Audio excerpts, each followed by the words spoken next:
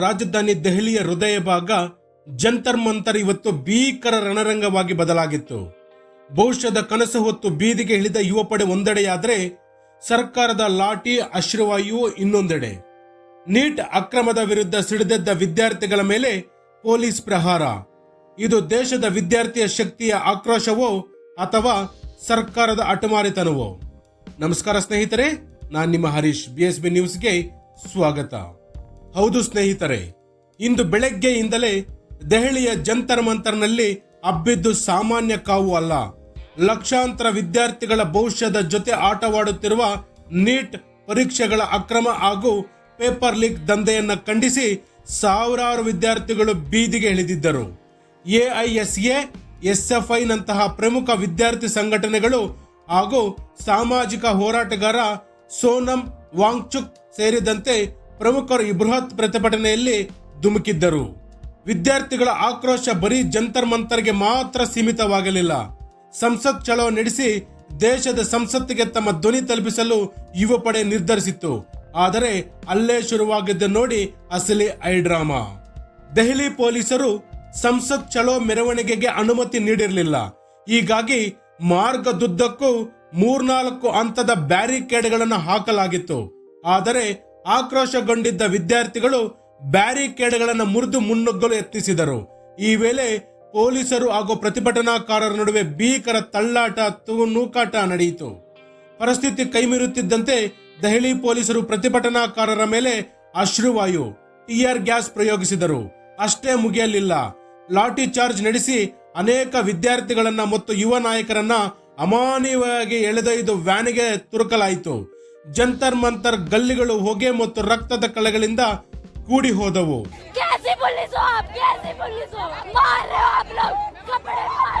ಈ ಸಂದರ್ಭದಲ್ಲಿ ಅಲ್ಲೊಬ್ಬ ವಿದ್ಯಾರ್ಥಿ ಮಾತನಾಡುತ್ತಾ, ನಾವು ಕಷ್ಟಪಟ್ಟು ಓದಿ ಎಕ್ಸಾಮ್ ಬರಿತೀವಿ, ಪೇಪರ್ ಲೀಕ್ ಮಾಡ್ತಾರೆ, ನ್ಯಾಯ ಕೇಳಕ್ಕೆ ಬಂದ್ರೆ ಲಾಠಿಯಲ್ಲಿ ಹೊಡಿತಾರೆ, ನಿಮಗಿದು ನ್ಯಾಯನಾ ಎಂದು ಪ್ರಶ್ನೆ ಮಾಡುತ್ತಿದ್ದು ಕಾಣಿಸುತ್ತಿತ್ತು. ಜಂತರ್ ಮಂತರ್ನಲ್ಲಿ ವಿದ್ಯಾರ್ಥಿಗಳ ಮೇಲೆ ಲಾಠಿ ಚಾರ್ಜ್ ಆಗ್ತಿದ್ದಂತೆಯೇ ಆ ಕಾವು ನೇರವಾಗಿ ಸಂಸತ್ತಿನ ಮುಂಗಾರು ಅಧಿವೇಶನಕ್ಕೂ ತಟ್ಟಿತು. ರಾಜ್ಯಸಭೆಯ ವಿರೋಧ ಪಕ್ಷದ ನಾಯಕ ಮಲ್ಲಿಕಾರ್ಜುನ ಖರ್ಗೆ ನೇತೃತ್ವದಲ್ಲಿ ವಿಪಕ್ಷಗಳು ಕೇಂದ್ರ ಸರ್ಕಾರದ ವಿರುದ್ಧ ಕಡು ಆಕ್ರೋಶ ವ್ಯಕ್ತಪಡಿಸಿದವು. ಭವಿಷ್ಯದ ಪ್ರಜೆಗಳ ಮೇಲೆ ಪೊಲೀಸ್ ಬಲ ಪ್ರಯೋಗ ಮಾಡಿದ್ದಕ್ಕೆ ಕೇಂದ್ರ ಶಿಕ್ಷಣ ಸಚಿವ ಧರ್ಮೇಂದ್ರ ಪ್ರಧಾನ್ ರಾಜೀನಾಮೆಗೆ ಪಟ್ಟು ಹಿಡಿದು ಸಭಾತ್ಯಾಗ ನಡೆಸಿದರು. ಒಂದೆಡೆ ಸಂಸತ್ನಲ್ಲಿ ಗದ್ದಲ, ಇನ್ನೊಂದೆಡೆ ಬೀದಿಯಲ್ಲಿ ಹೋರಾಟ. ಅಂತಿಮವಾಗಿ ಸರ್ಕಾರ ಮಣಿಯಲೇಬೇಕಾಯಿತು. ಹೌದು, ಪ್ರತಿಭಟನಾಕಾರರು ಒಂದು ಪ್ರತಿನಿಧಿ ನಿಯೋಗ ಸರ್ಕಾರದ ಮಟ್ಟದಲ್ಲಿ ಮಾತುಕತೆಗೆ ಅವಕಾಶ ಸಿಕ್ಕಿತು. ವಿದ್ಯಾರ್ಥಿಗಳ ನಿಯೋಗವು ಕೇಂದ್ರ ಸಚಿವ JP ನಡ್ಡಾ ಅವರನ್ನ ಭೇಟಿಯಾಗಿ ತಮ್ಮ ಪ್ರಮುಖ ಬೇಡಿಕೆಗಳ ಸುದೀರ್ಘ ಮನವಿ ಪತ್ರವನ್ನು ಸಲ್ಲಿಸಿದೆ. ಅವರ ಮುಖ್ಯ ಬೇಡಿಕೆಗಳು ಹೀಗಿವೆ. ಮೊದಲನೆಯ ಬೇಡಿಕೆ, ನೀಟ್ ಅಕ್ರಮದ ನೈತಿಕ ಹೊಣೆ ಹೊತ್ತು ಕೇಂದ್ರ ಶಿಕ್ಷಣ ಸಚಿವ ಧರ್ಮೇಂದ್ರ ಪ್ರಧಾನ್ ತಕ್ಷಣ ರಾಜೀನಾಮೆ ನೀಡಬೇಕು. ಎರಡನೆಯ ಬೇಡಿಕೆ, ರಾಷ್ಟ್ರೀಯ ಪರೀಕ್ಷಾ ಸಂಸ್ಥೆ NTA ಸಂಪೂರ್ಣ ರದ್ದುಗೊಂಡು ಹೊಸ ಪಾರದರ್ಶಕ ವ್ಯವಸ್ಥೆ ಜಾರಿಯಾಗಬೇಕು. ಮೂರನೇ ಬೇಡಿಕೆ, ಪೇಪರ್ ಲೀಕ್ ನಿಂದ ಭವಿಷ್ಯ ಕಳೆದುಕೊಂಡ ಬಡ ವಿದ್ಯಾರ್ಥಿಗಳಿಗೆ ತಕ್ಷಣದ ಪರಿಹಾರ ಮತ್ತು ಮರುಪರೀಕ್ಷೆಗೆ ನ್ಯಾಯ ಸಿಗಬೇಕು. ಮನವಿ ಆಲಿಸಿದ ಸಚಿವರು ಬೇಡಿಕೆಗಳನ್ನು ಪರಿಶೀಲಿಸಿ ಸೂಕ್ತ ಕ್ರಮ ಕೈಗೊಳ್ಳುವುದಾಗಿ ಭರವಸೆ ನೀಡಿದ್ದಾರೆ. ಆದರೆ ವಿದ್ಯಾರ್ಥಿಗಳು ಮಾತ್ರ ಲಿಖಿತ ಭರವಸೆ ಸಿಗುವವರೆಗೂ ಹೋರಾಟ ನಿಲ್ಲಲ್ಲ ಎಂದು ಎಚ್ಚರಿಸಿದ್ದಾರೆ. ಇಂದು ಜಂತರ್ ಮಂತರ್ನಲ್ಲಿ ವಿದ್ಯಾರ್ಥಿಗಳು ಸುದ್ದಿ ಚಾನೆಲ್ಗಳಿಗಿಂತ ಹೆಚ್ಚಾಗಿ ತಮ್ಮ ಇನ್ಸ್ಟಾಗ್ರಾಮ್ ಅನ್ನ ಬಳಸಿಕೊಂಡು ಅಲ್ಲಿ ಏನ್ ನಡೆಯುತ್ತಿದೆ ಅನ್ನೋದನ್ನ ಇಡೀ ದೇಶಕ್ಕೆ ತಲುಪಿಸಲಿಕ್ಕೆ ಅವರು ಮುಂದಾಗಿದ್ರು. ಯಾವ ರೀತಿಯಾಗಿ ಪೊಲೀಸರು ಅವರ ಮೇಲೆ ಟಿಯರ್ ಗ್ಯಾಸ್ ಅನ್ನ ಬಿಟ್ಟರು, ಯಾವ ರೀತಿಯಾಗಿ ಅವರು ಲಾಠಿ ಚಾರ್ಜ್ ಮಾಡಿದ್ರು, ಅಲ್ಲಿ ನಡೆದಿರುವಂತ ದೇಶದ ಯುವ ಸಮುದಾಯವನ್ನ, ವಿದ್ಯಾರ್ಥಿಗಳನ್ನ ಯಾವ ರೀತಿಯಾಗಿ ನಡ್ಕೊಂಡ್ರು ಅನ್ನೋದು ಇಡೀ ದೇಶವೇ ನೋಡಿ ಬೆಚ್ಚಿ ಬಿದ್ದಿದೆ. ಈಗ ಕೇಂದ್ರ ಸರ್ಕಾರದ ವಿರುದ್ಧ ದೇಶಾದ್ಯಂತ ಆಕ್ರೋಶದ ಜ್ವಾಲೆ ಎದ್ದು ಬರುತ್ತಿದೆ. ಯಾಕೆಂತಂದ್ರೆ ಸರ್ಕಾರ ಇವತ್ತು ಒಂದು ಶಿಕ್ಷಣ ಸಚಿವರ ರಾಜೀನಾಮೆ ಕೊಡಿಸೋದಿರ್ಲಿ, ಕನಿಷ್ಠ ಪಕ್ಷ ಈ ಹೋರಾಟಗಾರರ ಮನವಿಯನ್ನಾದರೂ ಸ್ವೀಕರಿಸಬೇಕಾಗಿತ್ತು. ಅದನ್ನ ಬಿಟ್ಟು ಸರ್ಕಾರ ಅಟಮಾರಿತನಕ್ಕೆ ಅಟ್ಟಕ್ಕೆ ಬಿದ್ದು ಇವತ್ತು ವಿದ್ಯಾರ್ಥಿಗಳನ್ನ ಕಾಲ ಕಸದಂತೆ ತಳ್ಳಿ ಹಾಕಿದೆ. ಇವತ್ತು ಇದೇ ಇದರಲ್ಲಿ ನಾನು ಒಂದು ವಿಡಿಯೋನ ಪ್ಲೇ ಮಾಡ್ತೀನಿ, ಅದು ಹಿಂದಿಯಲ್ಲಿದೆ, ಆದರೂ ಕೂಡ ತಾವು ಕೇಳಿಸ್ಕೊಳ್ಳಿ ಸ್ನೇಹಿತರೆ. टैग किधर है आपका?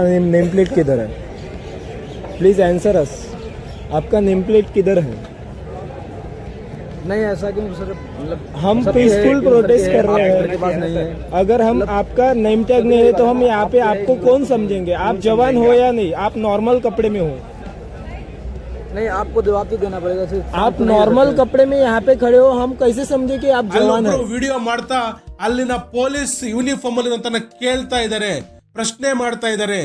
ಏನಂತ ಅಂತಂದ್ರೆ, ನೀವು ಡ್ರೆಸ್ ಹಾಕಿದ್ರ, ಇಲ್ಲಿ ಪೊಲೀಸ್ ಬ್ಯಾಡ್ಜ್ ಎಲ್ಲಿದೆ, ನಿಮ್ಮ ಹೆಸರು ಡಿಸ್ಪ್ಲೇ ಆಗುತ್ತಲ್ಲ ಪೊಲೀಸರ ಹೆಸರು, ಆ ಹೆಸರೆಲ್ಲಿದೆ ಅಂತೇಳಿ ಪ್ರಶ್ನೆ ಮಾಡ್ತಿದ್ರೆ, ಅವರು ಸುಮಾರು ಜನ ಅಲ್ಲಿದ್ರು ಕೂಡ ಅವ್ರು ಯಾರು ಕೂಡ ಅದಕ್ಕೆ ಉತ್ತರ ಕೊಡಿದ್ರ ಅವರನ್ನ ಕೈ ಸನ್ನೆ ಮಾಡಿ ಪಕ್ಕಕ್ಕೆ ಹೋಗಿ ಅಂತ ಹೇಳ್ತಿದ್ದಾರೆ ಹೊರತು ಯಾರು ಕೂಡ ನಾವು ಪೊಲೀಸರು ಅಂತೇಳಿ ಅಲ್ಲಿ ಯಾರು ಕೂಡ ವಾದ ಮಾಡಕ್ ಬರ್ಲಿಲ್ಲ.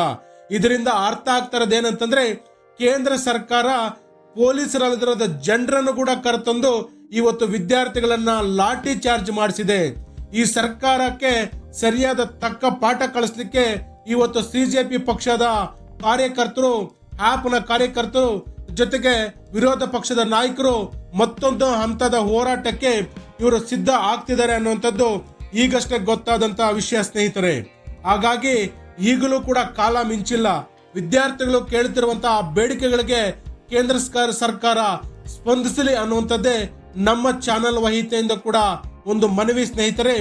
ಇದರ ಜೊತೆಗೆ ಶಿಕ್ಷಣ ಎನ್ನುವುದು ಪ್ರತಿಯೊಬ್ಬ ಮಗುವಿನ ಹಕ್ಕು. ವರ್ಷವಿಡೀ ಕಣ್ಣಿಗೆ ಎಣ್ಣೆ ಬಿಟ್ಕೊಂಡು ಓದೋ ವಿದ್ಯಾರ್ಥಿಗಳಿಗೆ ಪರೀಕ್ಷಾ ಅಕ್ರಮಗಳು ಎದೆಗೆ ಚೂರಿ ಹಾಕದಂತಾಗುತ್ತವೆ. ನ್ಯಾಯ ಕೇಳಲು ರಾಜಧಾನಿಗೆ ಬಂದ ವಿದ್ಯಾರ್ಥಿಗಳಿಗೆ ಲಾಠಿ ಏಟು ಸಿಕ್ಕಿರುವುದು ನಿಜಕ್ಕೂ ದುರಂತ. ಸರ್ಕಾರ ಕೇವಲ ಭರವಸೆ ನೀಡಿದರೆ ಸಾಲದು, ವಿದ್ಯಾರ್ಥಿಗಳ ಭವಿಷ್ಯಕ್ಕೆ ಕಂಟಕವಾಗಿರುವ ಈ ವ್ಯವಸ್ಥೆಯನ್ನ ಸರಿಪಡಿಸಬೇಕಿದೆ. BSB ನ್ಯೂಸ್ ನಿರಂತರವಾಗಿ ವಿದ್ಯಾರ್ಥಿಗಳ ಧ್ವನಿಯಾಗಿ ಕೆಲಸ ಮಾಡುತ್ತದೆ. ಇದಿಷ್ಟು ಇವತ್ತಿನ ದೆಹಲಿ ಪ್ರತಿಭಟನೆಯ ಸಂಪೂರ್ಣ ರಿಪೋರ್ಟ್. ನಿರಂತರ ಸುದ್ದಿಗಳಿಗಾಗಿ ನೋಡ್ತಾ ಇರಿ BSB ನ್ಯೂಸ್, ಸತ್ಯದ ಪರ ಜನಗಳ ಧ್ವನಿ.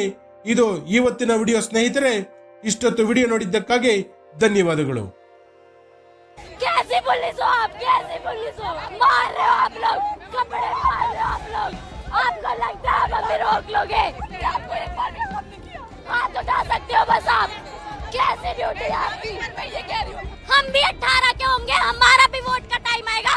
देखते हैं किसे वोट देंगे। एक भी किसी सरकार को वोट नहीं देने के। सारे के सारे चोर हैं, सारे चोर हैं। मोदी चाहते हैं कि हम चाय बेचे, हम भी चाय वाले बन जाए। अपने फ्यूचर के लिए लड़ना गलत है, अपने फ्यूचर की लड़ना गलत है।